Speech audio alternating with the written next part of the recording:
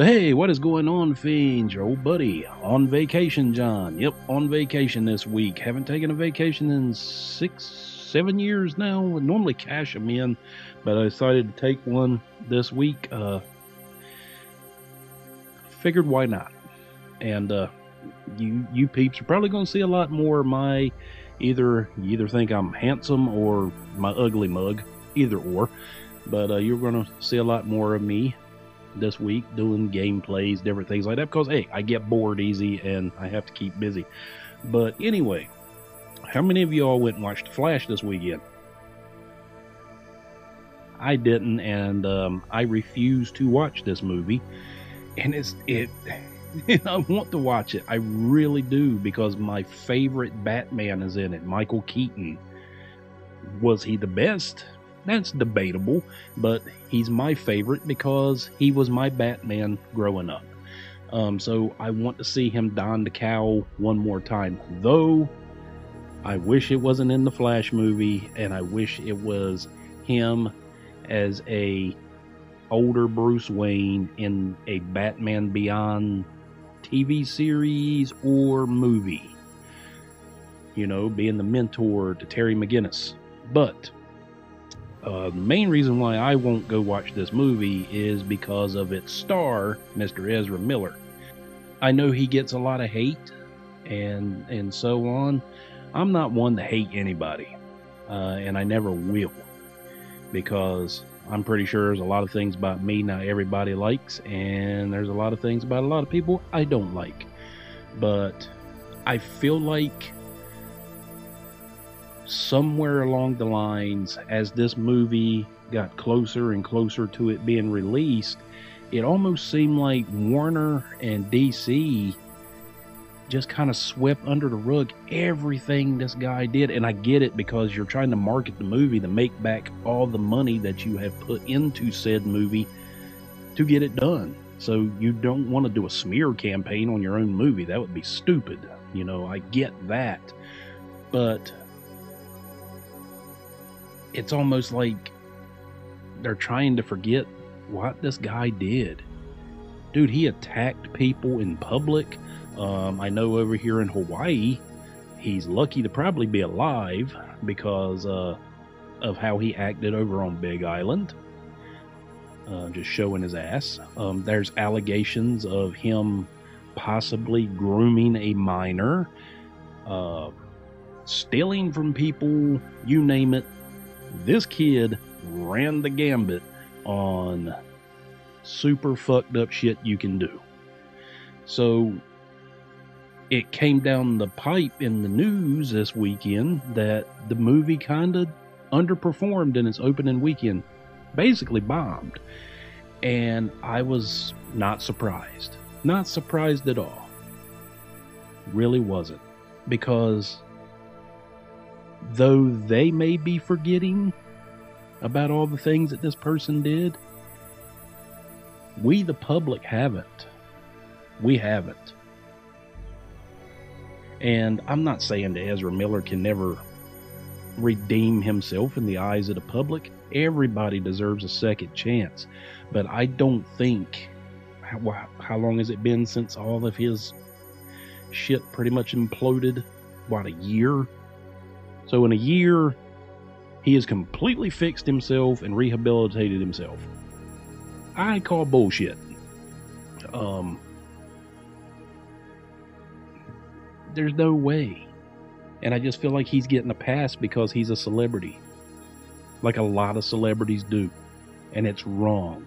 Because us, if any of us did half the things that he's done, where would we be? We'd be in prison. Behind bars. And there's not even a second guess in that. The things that he done would put any average Joe or Jane in the clink. So, but like I said, that to me is the main reason.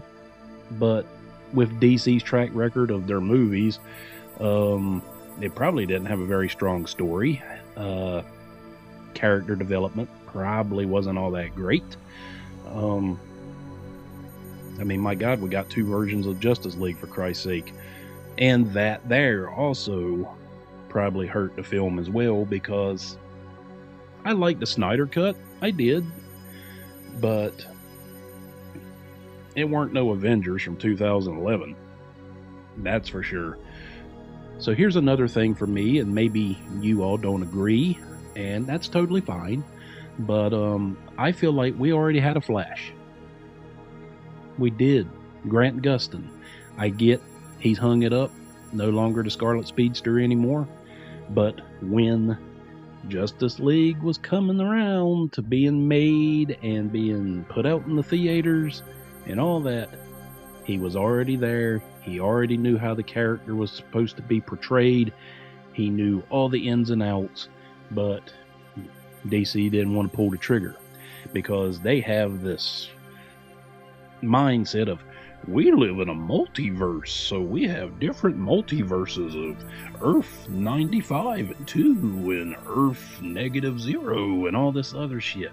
And it's like, dog, look, I get a lot of DC stories revolve around this multiverse, but when you got an actor out there that already clearly knows how to play a character, already knows the ins and outs of it, maybe you might want to use him in your big budget movie, because Grant Gustin would have been perfect. But, you know, hey, who am I? I'm just some stupid YouTuber that doesn't know much of anything. But anyway, I got this article from comicbook.com, and let's just take a gander at it real quick. It says, the Flash movie's disappointing opening weekend box office numbers are in. The Flash runs into theaters this weekend, but the DC movie isn't performing up to expectations in its opening weekend. Somebody needs to proofread. The Flash, projected to earn $70 to $75 million in its debut, will instead bring $55 million, a projected $64 million with the 4-day Juneteenth holiday. After taking home $24.5 million at the box office on its first day, including its Thursday night previews, The Flash has been struggling through a muted press tour, reckoning with the recent controversy surrounding star Ezra Miller. Yeah, whatever. In addition, many DC fans aren't sure what to make of the movie as it arrives after a change in executive leadership at DC Studios and a soft reboot of sorts looming. Yeah, I didn't think of that either. DC film star Gal Gadot and Henry Cavill had been set to appear at the end of the movie, but the film's conclusion went through multiple revisions. It's also received mixed reviews, with a barely fresh 67% critical score on Rotten Tomatoes and a surprisingly low B cinema score. And comicbook.com's Jenna Anderson gave The Flash a score of 3 out of 5 in her film review. So there's more to that article, but I think we get the gist of it all.